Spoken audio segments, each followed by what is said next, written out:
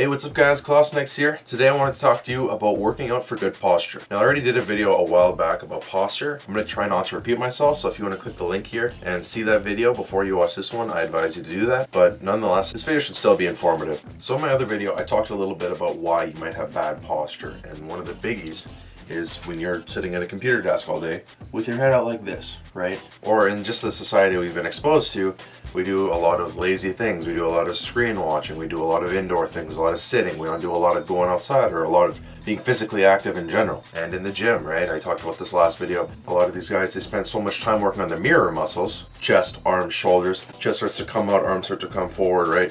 Which is murder for your posture, right? It's murder for your spine, murder for all your joints, everything. And lastly, I talked about how my number one tip for fixing bad posture is by keeping a tab on yourself, right? If you see that your posture isn't very good, just kind of correct it, right? You notice your head's forward, just remember to put your head back up, kind of keep your shoulders up at your sides, stuff like that. If you're sitting in a chair, make sure you're not slouching too much.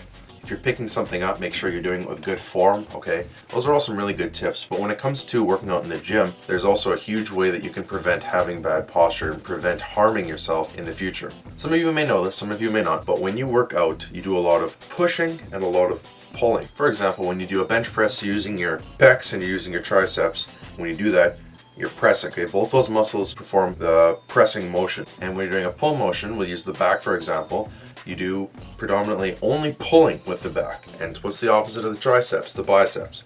So whenever you're doing a pulling motion, you're usually using your biceps and your back.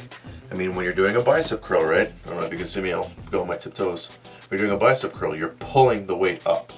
When you're doing a tricep press down, you're pressing the weight down. All your muscles are set to do certain things, and that's the things that they do best. When you're doing a pec fly for your chest, right? A lot of bodybuilders use this to build up their chest, to build up some mass. But this pulling with your chest isn't the strongest motion for your chest. It's usually pressing. That's why pec flies are so much harder to do than just pushing something.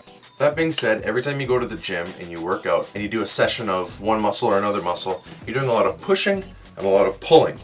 So whenever you structure a workout, it's best to make sure that your workout is structured for pushing and pulling in a balanced ratio. If your workout is 75% pressing and 25% pulling, you're probably missing out on muscles that you should be hitting. A good way of doing this, and this is probably my favorite way to train, is to do push-pull workouts. I'll have maybe Monday I'll do pressing, so I'll hit my chest, my triceps, my shoulders all on my press day. And then the next day maybe I'll do a pull workout. So I'll be hitting my back and my biceps, right? I mean, this is your legs included, right? You got your quads for pressing, your calves for pressing, and then the opposites of those are going to be pulling. You got your hamstrings, you got your hip flexors, stuff like that. If you're doing a deadlift, pulling the weight up, right? You're using your legs, but it's primarily a pull motion.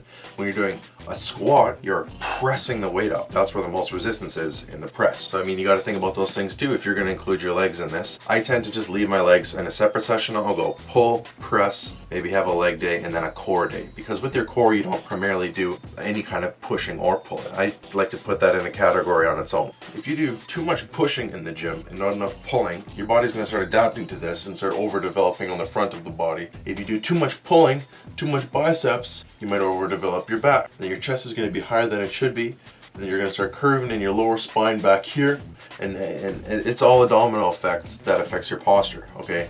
So it's important to keep a balanced ratio between pushing and pulling. My advice to you, if you're trying to work on your posture, have a push day, have a pull day. If you're going to be doing any other kind of workout, make sure it's balanced between push and pull. If you're doing a split, you should be okay, because if you're just working triceps, you're probably going to spend your whole workout doing pressing type things. Aside from like a tricep pull down or something like that. If you're doing biceps, you're probably going to be doing pulling the whole time, right? If you're doing chest, you're doing pressing. If you're doing back, you're only doing pulling. In that sense, you should be good as long as you follow that push-pull format when you're setting up your days of the week. So do chest, back, triceps, biceps, stuff like that. Anyways guys, that's my video for today. I hope it was informative. Stay tuned for more videos. As always, Clausnex out.